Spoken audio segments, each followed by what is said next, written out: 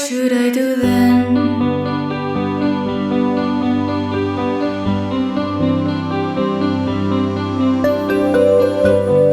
Parce qu'on est tous un peu perdus, mais qu'on avance mieux ensemble. Bienvenue dans Les Bulles, le podcast qui vous aide à mieux naviguer votre vingtaine. Hello, j'espère que vous allez bien. Pour ceux qui ne me connaissent pas, moi c'est Val, j'ai 22 ans et j'œuvre activement pour que notre génération vive mieux la vingtaine, qui est une grosse période de transition dans la vie, pas toujours simple. Aujourd'hui, on se retrouve pour le premier épisode d'une nouvelle édition spéciale sur laquelle je travaille depuis quelques temps, qui s'appelle Les Bulles du passé. Et d'ailleurs, je sais pas si vous avez vu, mais j'ai fait une nouvelle cover spécialement pour cette édition-là. Je me suis dit que ça pouvait être sympa et qu'un peu de nouveau faisait pas de mal. Donc les bulles du passé, qu'est-ce que c'est ?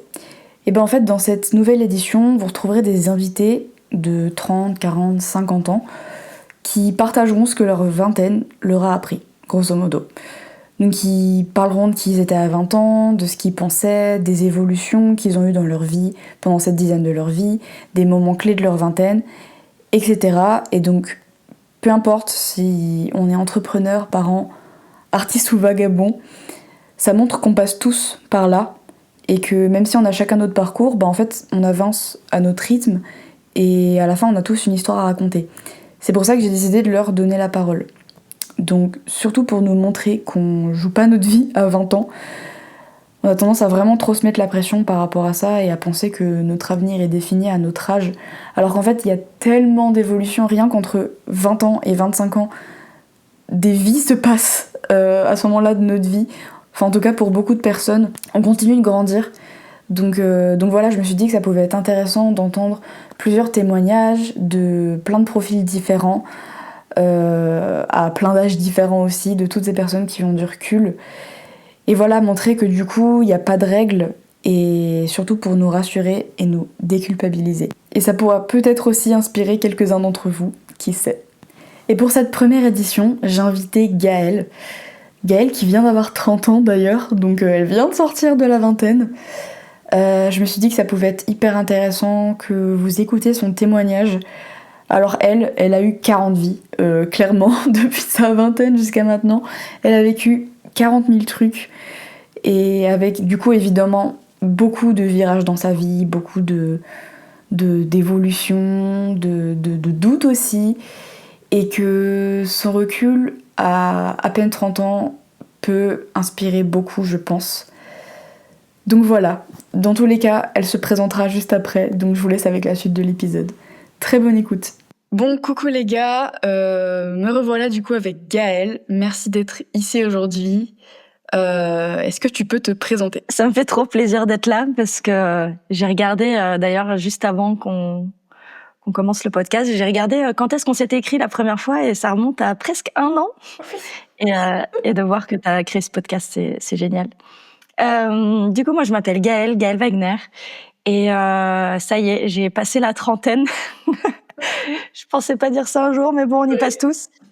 Et voilà, donc je suis là pour raconter un petit peu mon parcours et vous expliquer un petit peu voilà, mon parcours de vie. Et on verra, j'imagine. Ça va venir au fur et à mesure du podcast. Trop cool, trop cool. Mais ouais, je me rappelle, je t'avais écrit il y a 1 an. J'étais tombée sur ton profil et je m'étais dit, purée, faut absolument que je lui parle. J'étais pas non plus au plus bas, faut pas abuser, mais j'étais pas trop bien à la suite du retour de mon Erasmus et qui a été pas simple. Et ouais, je m'étais dit, ok, il y a quelqu'un qui peut me comprendre. Faut que je lui parle et je trouve ça trop rigolo aujourd'hui que tu sois dans mon podcast. Déjà, j'ai lancé un podcast, je m'y attendais pas du tout. Ouais. Et aujourd'hui, t'es là et on discute et tout. Enfin, je trouve ça trop cool. Donc, merci encore d'être ici. Merci pour l'invitation. Ça fait trop plaisir. Et du coup, pour commencer, je voulais te demander, donc aujourd'hui, tu viens d'avoir 30 ans, comme tu l'as dit, mais qui étais-tu à 20 ans ? Est-ce que tu peux nous parler un peu de la Gaëlle de 20 ans ? Comment tu étais ? Où est-ce que tu étais ? Avec qui ? Etc. Voilà. Oh là là. Alors, à 20 ans, donc moi, j'ai eu mon bac quand j'avais 19 ans, parce que j'ai changé plein de fois de filière, de trucs. Donc, j'ai eu mon bac à 19 ans. Et à 20 ans, je crois que Ah, c'était un échec, tiens. J'étais en train de tester la fac de droit. Quand j'ai eu mon diplôme, je me suis dit qu'est-ce que je peux faire de ma vie. Je rêvais d'être manager d'artistes dans la musique et parce que je faisais un peu des trucs dans mes heures perdues dans la musique et je me suis dit comment accéder à quelque chose qui n'a pas d'études. Donc je me suis dit faire du droit parce que accompagnement de gens, je sais pas comment je me suis retrouvée à décider de faire ça. Donc j'ai tenté la fac de droit. Quelle horreur! Quelle horreur, c'était tellement pas pour moi. Au bout de 4 mois, je passe mes partiels, j'ai eu 3,45 de moyenne, je crois. Du coup, j'abandonne. Je rentre dans une autre filière qui s'appelait AES, Administration économique et sociale. Je tiens 2 mois, j'abandonne. Et ensuite, je travaille dans un cinéma en tant que projectionniste. À cette époque-là, j'étais en panique totale par rapport à mon avenir parce que depuis le qu'on a l'âge de faire des choix vers la fin du collège, qu'on commence de dire ouais. En plus en seconde, mais ça commence à se jouer quand même à la fin du collège où on te dit faut faire attention, faut bien travailler à l'école, fais attention, tu joues ta vie. Ouais, tu joues ta vie. Ah, je te jure, c'est un truc de fou. Moi, j'ai capté ça plus tard, mais je pensais vraiment que j'étais en train de jouer ma vie. Et en fait, mais je me dis, mais les pauvres, tous ces jeunes, on leur fout ça dans la tête, mais quelle horreur. Et donc, moi, je pensais que je jouais ma vie, donc c'était vraiment l'enfer. Et comme je voulais pas trop reproduire le schéma familial où c'était assez compliqué, j'osais pas trop aller suivre les voies qui sortaient un peu du cadre. Et donc ouais, j'étais un peu perdue et là à ce moment-là, échec de la fac de droit. Maintenant j'en rigole et je me suis dit tant mieux d'avoir eu cet échec, mais sur le moment j'étais là, mais comment je vais faire? Je vais jamais trouver ma voie, quelle horreur! C'était la panique totale. Donc ouais, j'étais pas forcément au meilleur de ma forme, mais j'étais aussi dans ma première année d'études supérieures, donc du coup, comme je voulais pas continuer dans le droit, j'ai fait beaucoup la fête. J'ai rencontré plein de gens, donc c'était cool. C'était une année de pause totale, mais ouais, ça c'était 20 ans.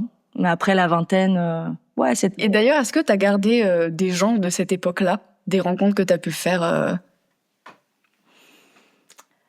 Non. Non, non, personne. Non. Non, personne. Plus des personnes avant, collège, et ensuite personne vraiment avant le master. Ouais, ok. Ouais, carrément, ok. Et du coup, qu'est-ce que tu as fait ensuite? Alors, du coup, qu'est-ce que j'ai fait ensuite? Donc moi de base j'ai un bac, alors je sais même pas si ça existe encore, STG, donc sciences et techniques de la gestion. Ok, ouais. J'étais partie en scientifique. Finalement, je me suis dit j'ai pas envie de me faire chier avec des trucs scientifiques. Je m'en fiche, je vais aller dans un truc un peu plus simple. Je suis allée STG.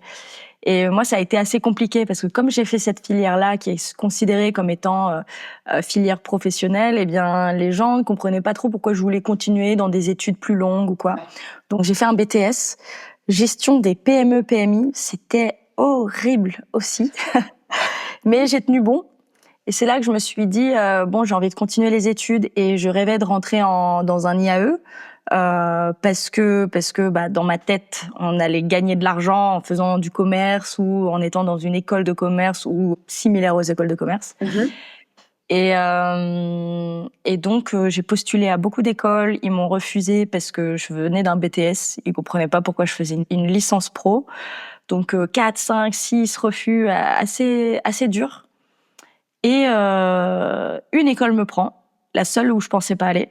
Donc, direction de la Bourgogne jusqu'à Marseille. Ok. Et là, nouvelle porte qui s'ouvre, nouvelle vie, première fois que je pars de chez moi aussi loin et c'était incroyable. Non, j'ai gardé quelques amis de cette époque-là aussi, donc année de licence, on va dire. Et ensuite, je continue je pars à Bordeaux, dans l'école qui m'avait refusé de base à la fin de mon BTS. Et là, ils m'ont accepté parce que du coup, j'avais une licence. Et donc, j'ai fait l'IAE de Bordeaux, dans lequel j'ai fait une année de commerce, business développement, et une deuxième année, j'ai changé de filière aussi, où j'ai fait management international. Et entre les deux, j'ai fait une césure. Ok. Où t'as fait quoi pendant cette césure? En gros, j'ai pété un câble dans mon année de management, non, de commerce, en me disant mais qu'est-ce que je fous ici vraiment? Je comprends pas les cours. Enfin pas que je comprends pas, mais je comprends pas qu'on nous apprenne des choses comme ça. Et je me dis mais c'est pas possible. Et là je me dis faut que je fasse une césure parce que je vais pas m'en sortir. Je peux pas continuer comme ça à foncer tête baissée sans me poser de questions. Donc je vais faire une césure. Et là, ça a été dur parce que mon responsable de master ne voulait pas que je parte. Il m'a dit non, Gaëlle, vous êtes l'élite dans ces études-là, vous pouvez pas c'est perdre un an dans le marché du travail. Et j'étais là, mais merde quoi, c'est pas possible. Et comme j'avais changé de filière, l'autre responsable de master international m'a dit ok, non mais vas-y, y a pas de souci. Et donc, je me retrouve à partir. Moi, j'ai décidé de partir en Asie faire de l'humanitaire. Quand les 3/4 de ma classe en césure ont décidé de partir en stage, moi, je m'en foutais d'avoir de l'expérience professionnelle. On a tout le temps d'en avoir. J'ai décidé de partir faire de l'humanitaire. Donc, je suis partie en Asie, au Népal, en Inde et au Sri Lanka pendant 3 mois. Et après, j'ai fait plein de petits jobs avec une application étudiante dont on parlait. Et on pourra en reparler ici aussi, qui me permettait d'avoir plein de jobs en tout genre. Et j'ai fait ça pendant presque un an, bout à bout, de petits jobs par-ci par-là. Et juste, je me laissais vivre et j'avais besoin de réfléchir, me poser avant de reprendre mon année d'études, quoi. Ouais, carrément. Et d'ailleurs, pour l'humanitaire, tu partais au sein d'associations? Ouais, alors à l'époque, j'ai fait un prêt étudiant pour partir en voyage. Comme c'est plus facile de faire un prêt étudiant que de faire un prêt quand t'es adulte en début d'année, dans début de travail. Donc bon, donc j'ai fait mon prêt et je suis partie avec un organisme qui s'appelait Plan My Gap Year. Et en gros, c'est un organisme qui, souvent pour les Anglais qui font après le collège ou quand t'as 18 ans, il y en a beaucoup qui partent. Je suis partie un peu plus vieille, mais et donc l'idée c'est de faire des circuits humanitaires, on va dire, où tu peux aller découvrir un petit peu d'autres pays et faire des missions en tout genre. Ça peut être avec les animaux, ça peut être pour les femmes dans des pays un peu plus compliqués, des orphelins, de la construction. Il y a vraiment de tout et dans le... Et du coup, je suppose que cette année, tu as beaucoup transformé et après, du coup, t'as repris ton master 2. Comment tu t'es sentie dans cette optique-là de revenir et de reprendre surtout les études, quoi? C'était dur, mais c'était mon objectif en tête. J'étais pas arrivée jusque-là pour ne pas aller jusqu'au master. C'était mon état d'esprit à l'époque. Je regrette pas d'être allée jusqu'au bout, même si maintenant il me sert à rien, mais on en parlera aussi. Mais ouais, j'avais envie de me dire que je terminais, de me dire que j'avais le bac plus 5 psychologiquement. Je me sentais plus à l'aise avec ça, mais c'était pas facile. C'était pas facile parce que j'ai un peu déchanté en voyant encore une fois les cours que j'avais, mais j'avais le côté international, que c'est ça qui me touchait et que je voulais absolument, donc j'arrivais à faire une balance. Mais c'était pas facile. Par contre, j'ai rencontré mes amis de toujours maintenant, que depuis plusieurs années maintenant, on se quitte plus. Donc je suis reconnaissante de mes années de master, mais comme jamais. Et donc cette dernière année, je suis partie, je devais faire mon semestre au Pérou. C'était aussi un échec pour moi parce que du coup, Covid. Donc j'ai été rapatriée, j'ai suivi les cours à distance, je me réveillais à 5 heures du mat pour faire mes partiels. Donc vraiment une expérience de master cool pour les rencontres. Mais alors la deuxième partie, j'ai déchanté total et je me suis dit mince, j'ai fait ce master parce que c'était international et finalement j'ai rien eu d'international dans ce que j'ai fait, quoi.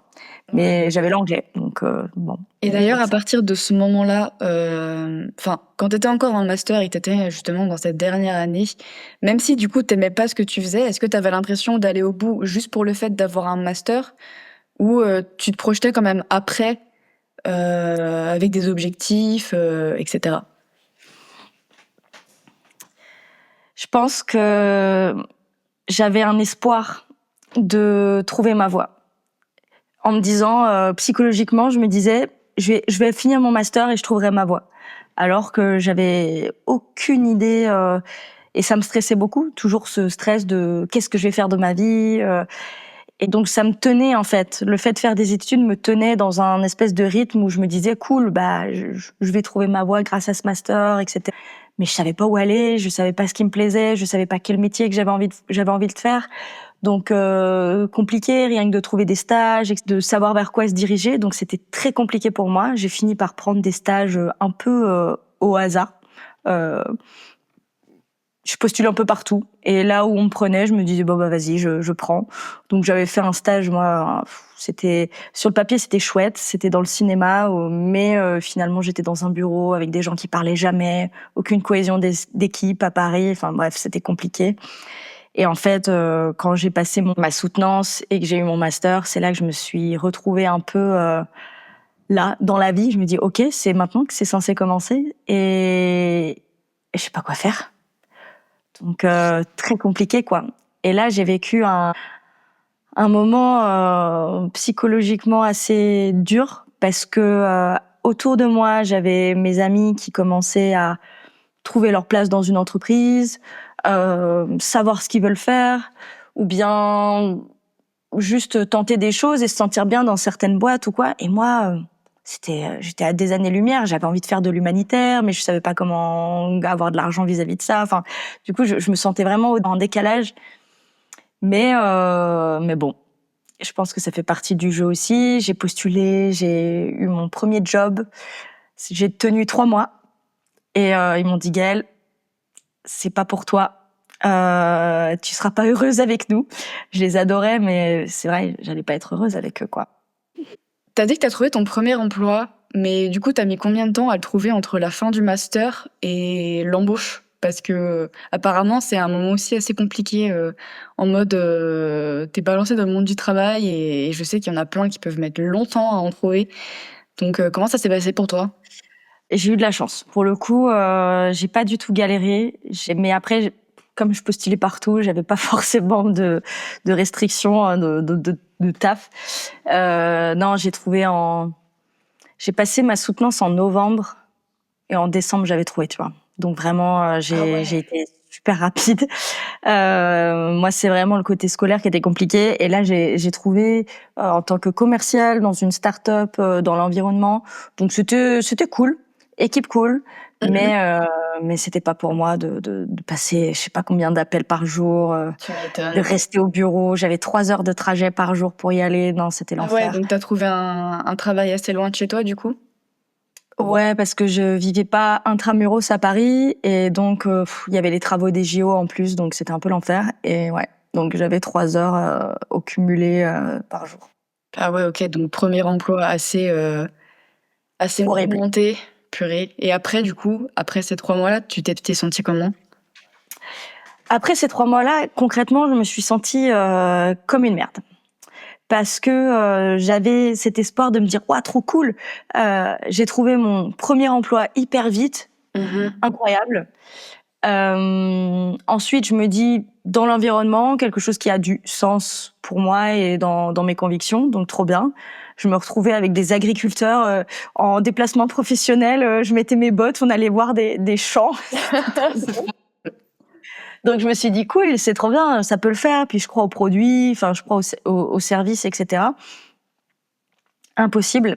Et là, du coup, bah, je redescends de 10 étages et je me dis, waouh, si j'arrive pas à me mettre dans un groupe pour lequel ça a du sens, avec une équipe cool, une manager trop cool, bah, qu'est-ce que je vais faire, quoi? Enfin, c'est pas possible. Je vais jamais trouver ma voie. Ouais, non, c'était dur. C'était super dur. Et là, je crois on est en 2022. Ouais, on est en 2022 à ce moment-là. Et là, enfin, j'ai eu beaucoup de chance encore une fois, c'est que donc il m'arrête ma période d'essai, mais 2 semaines après, il me rappelle en me disant Gaëlle, bah on a compris que tu voulais pas de patron, que tu voulais faire tes heures, que tu voulais avoir du télétravail, donc nous on a besoin de ça à l'instant T, et est-ce que tu peux le faire? Donc je me retrouve à faire de la prospection, vraiment un job pas du tout. Ouais, mais pas du tout gratifiant. Vraiment, mon but, c'était de parler à des agriculteurs sur Facebook, récupérer leurs numéros et les donner à la boîte. Et moi, je faisais rien d'autre. Donc, je récupérais des leads comme ça. Et là, je me suis dit, bon, j'ai un bac plus 5 et je fais pas du tout quelque chose dans ma branche, ni d'un niveau bac plus 5, pas du tout. J'étais sur un niveau de... Il n'y a pas de niveau, en fait, pour faire ça. Bah. Donc, ça n'a pas été facile non plus. Et puis, finalement, je me suis dit, attends, j'ai l'occasion où je peux faire ce que je veux et je réfléchis pas. Donc, je me suis encore mise dans cette position de, OK, on m'a mis dans la tête qu'il fallait travailler, qu'il fallait faire ci, qu'il fallait faire comme ça, que fallait trouver sa voie directement quand on termine les études, qu'il fallait tout savoir quand on a terminé. On te met des injonctions dans la tête pas possible. Et là, je me suis dit, non. On voit l'entrée dans le marché du travail comme une finalité, alors qu'en fait, c'est que le début d'une vie et on pense pas trop après, quoi. Non, c'est clair. Et le truc que j'ai appris après coup, c'est que on n'est pas censé savoir travailler et avoir toutes les compétences du monde en sortant des études. Et moi, dans ma tête, j'étais persuadée qu'il fallait que je sache tout, que le prochain travail que je vais trouver, ça allait être le travail de ma vie, parce que on est stigmatisé avec ces... Dans l'inconscient collectif, tu rentres dans un travail, tu évolues dedans et tu gravis les échelons, etc. Mais en fait, c'est pas comme pour tout le monde. C'est pas une vérité absolue. Et on a chacun nos manières d'être, de vivre et de fonctionner. Donc ça, j'ai commencé à le comprendre dans mon mal-être. Mais du coup, j'ai fait ce job et je me suis dit, bah vas-y. Franchement, ça m'ennuie, j'aime pas ça, mais je travaille 3 heures par jour. Ils me payent 30 € de l'heure. Donc, ils me font confiance. Donc, je me suis dit, allez, on va prendre ça et on verra ce qui se passe. Et c'est là que je me suis dit, à un moment donné, j'ai fait ça pendant 6 mois. Enfin, j'ai fait ça pendant 1 an. Mais pendant 6 mois, j'étais dans mon appart à Paris. Et à un moment donné, je me suis dit, attends, je peux travailler à distance. Je suis jeune. Je suis dans la vingtaine. Mon but, là, c'est d'expérimenter. Vas-y, je vais voir un peu la vie. Et c'est là que j'ai tout plaqué. Et je suis partie en voyage, et c'est là que j'ai vécu en Espagne, etc., quoi. Ok, incroyable. Et d'ailleurs, si je reviens du coup sur tes 3 premiers mois dans le marché du travail, tu disais que tes patrons t'ont dit bon, t'es un peu rebelle, tu veux pas de patron, etc. Est-ce que tu le clamais haut et fort ou tu le faisais ressentir? Enfin, comment ça se passait? Quelle était un peu ta relation avec tes collègues et tes supérieurs? Comment ça se passait? Donc mes collègues étaient très cool, tous la même tranche d'âge, et on est toujours amis maintenant. J'avais mon N+1 qui était un peu le chef de groupe comme des commerciaux, et il y avait une autre femme qui gérait tous les commerciaux. Et je m'entendais très très bien avec eux. Et moi, j'expliquais que, tu sais, on sortait un peu du Covid et ils voulaient pas du tout qu'on ait de télétravail. Moi, ça commençait à me saouler. J'avais 3 heures par jour. J'essayais de leur montrer que, voilà, j'étais fatiguée. Et tu vois, au fur et à mesure du temps, je commençais à me tendre aussi. Le patron qui écoutait mes appels, il venait à mon oreille et il écoutait tout ce que je disais. Et pendant que je disais les choses, il était en train de les corriger. Alors moi, j'arrivais plus à faire les deux. Et Bah ouais, j'ai pas... tu te sens un peu pistée, non? Ouais, je me sentais vraiment tout... Ouais, on regardait mes moindres faits et gestes, mais ça, c'était le patron, pas mes managers. Et puis, à un moment donné, ils l'ont vu, ils l'ont senti, parce que moi, je demandais à avoir un peu plus de télétravail, ou au moins 2 jours par semaine, ou 1, tu vois, déjà, juste 1. Et, et ils ont bien vu, en fait, que...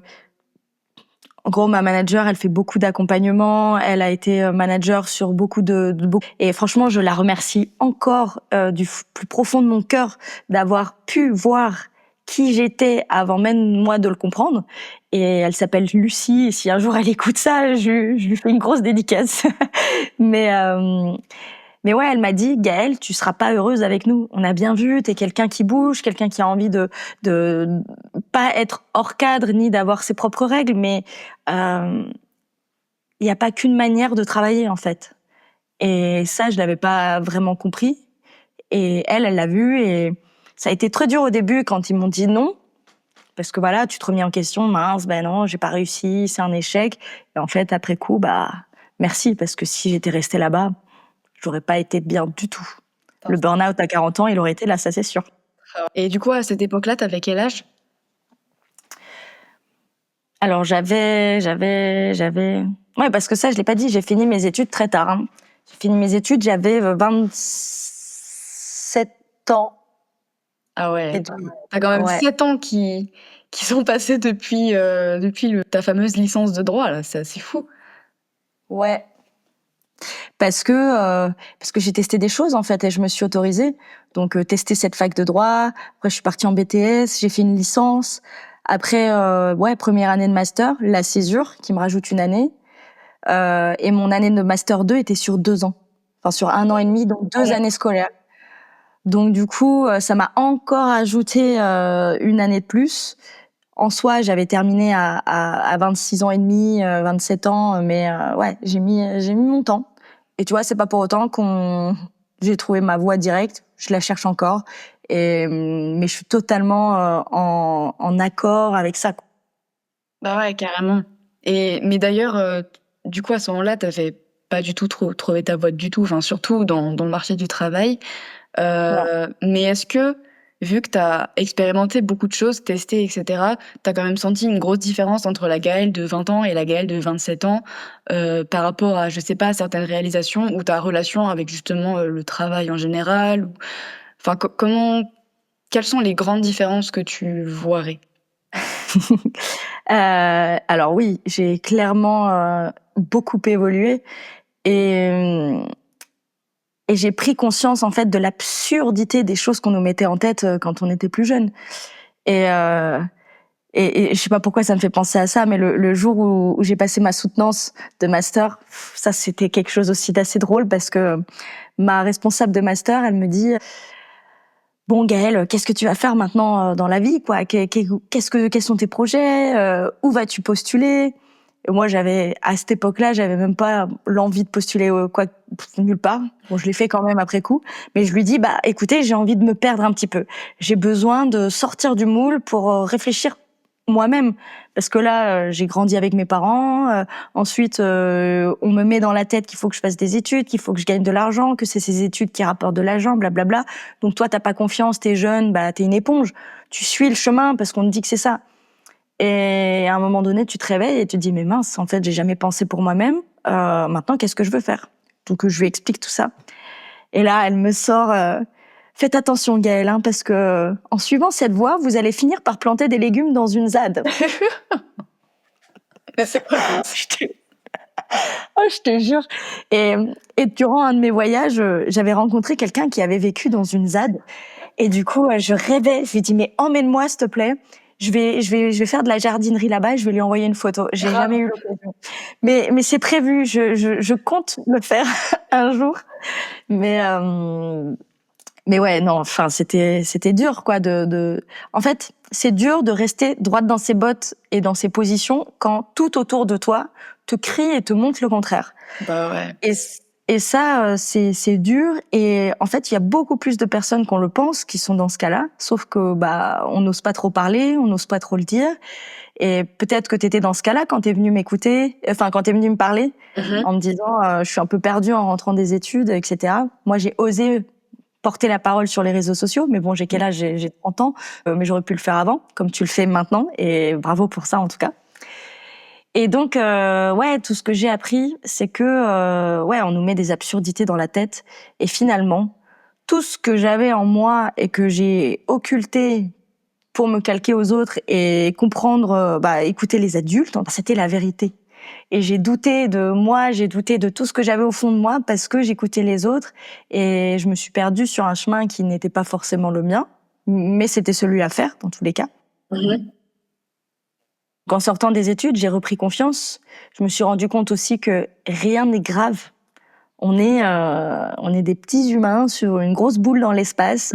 C'est pas même s'il fallait faire 10 années d'études et de commencer mon chemin à 35 ans dans la vie professionnelle, c'est pas grave en fait. Bah Tant ouais. que si tu prends le temps d'expérimenter et de comprendre ce qui te plaît.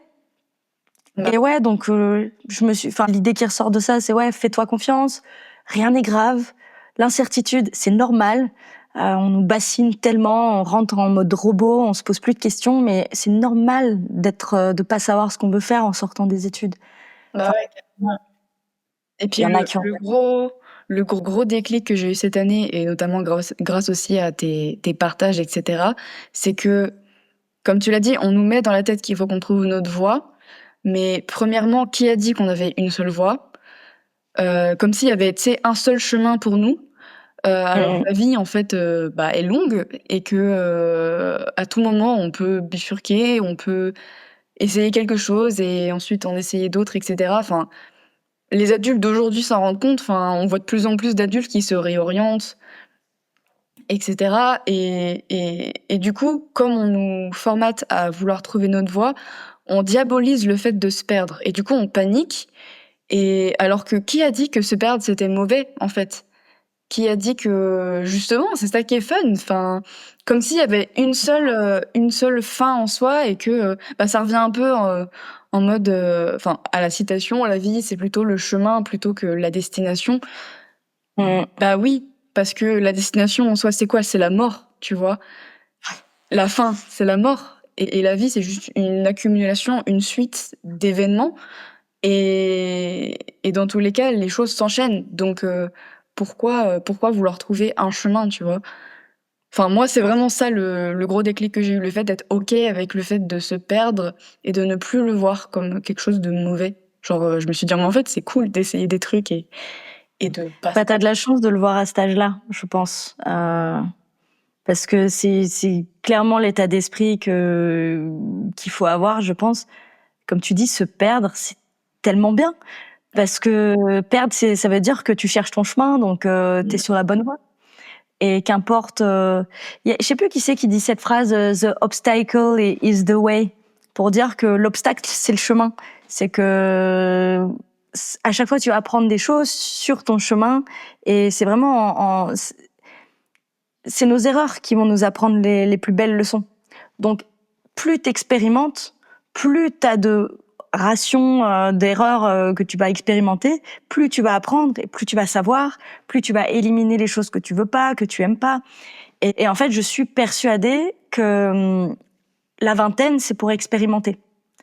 C'est la vingtaine que tu as tout ce temps pour toi, tu sais, t'as moins la pression tu peux retourner chez tes parents pour aller tester des choses, parce que c'est pas une honte de rentrer chez ses parents. Moi, qui pendant longtemps, je pensais que rentrer chez ses parents, c'était la honte. Il fallait vite partir de chez soi pour aller vivre la vie étudiante. Puis finalement, quand je voyage et que je vois que tout le monde vit en famille jusqu'à 25, 26, 30 ans, et je me dis, ah ouais, on a une autre culture qui est pas forcément, enfin, ni bonne ni mauvaise, mais c'est pas une honte, quoi.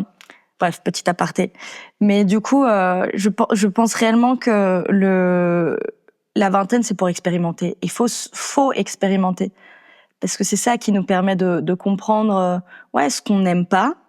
Peut-être pas ce qu'on aime facilement, mais en tout cas, d'éliminer les choses qu'on n'aime pas. Et plus t'élimines les choses que t'aimes pas, plus t'arrives à trouver ton chemin. Et peu importe le temps que ça prend, en fait.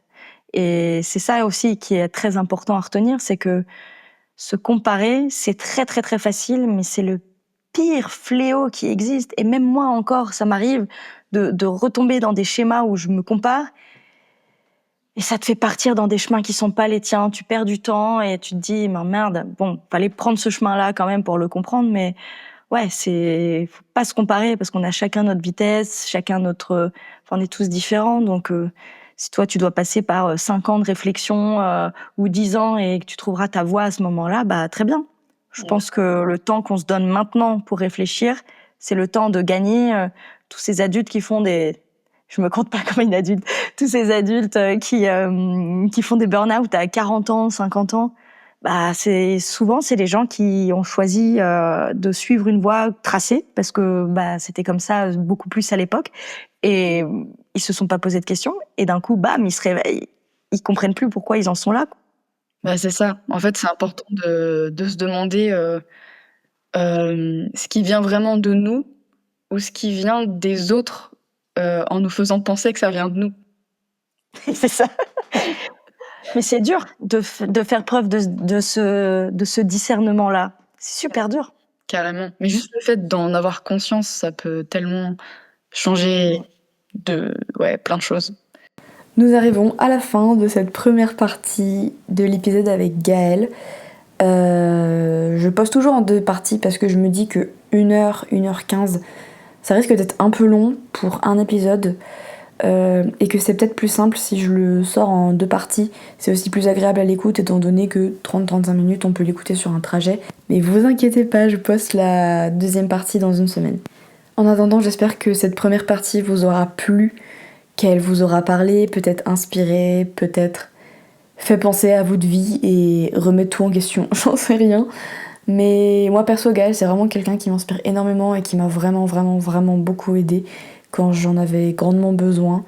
Donc j'espère que cet épisode vous aura aidé. Et comme d'habitude, je suis totalement ouverte et ravie d'avoir vos retours. Vraiment pour moi c'est hyper important parce que ça permet de savoir si le contenu que je poste vous plaît ou non. Si vous avez des recommandations, des idées de sujets à traiter ou alors d'invités à interviewer ou encore si vous avez un sujet qui vous pèse pas mal et que vous aimeriez qu'on aborde tous ensemble. Je suis là, n'hésitez pas à m'envoyer un message sur l'Instagram du podcast qui est Les Bulles Podcast tout attaché ou encore sur TikTok, j'ai aussi un compte TikTok qui s'appelle pareil, Les Bulles Podcast tout attaché. Et jusqu'à la semaine prochaine, prenez soin de vous, je vous fais des gros bisous et je vous dis à la prochaine. Ciao ciao.